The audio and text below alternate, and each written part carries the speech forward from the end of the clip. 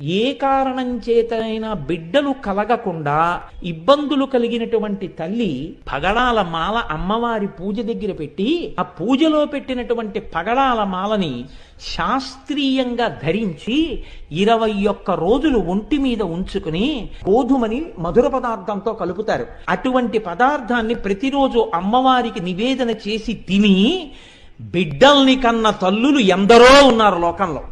పగడాలకు ఆ శక్తి ఉంది. బిడ్డలు కలగని తల్లులకు కూడా బిడ్డలు కలిగేటట్టుగా చేసి గర్భమునకు ఉన్నటువంటి దోషాన్ని తొలగించాయి. దీని మీద నాకు జ్ఞాపకం ఉంటే ఆ పేరు కరెక్ట్ గా డాక్టర్ జెరీ అన్న ఆయన, మన దేశం వారు కాదు, ఆయన ప్రయోగం చేసి నిజమే భారతీయ సాంప్రదాయంలో పగడాన్ని అంత గొప్పగా చెప్పడానికి కారణం ఉంది, పగడానికి ఆ శక్తి ఉంది అని నిరూపించి చూపించారు. కాబట్టి పగడం అంత గొప్పది. అందుకే పగడం తలుచుకుంటే అమ్మతనం ఉంటుంది అందులో. అది అందుకని పగడం వేసి చెప్పడం.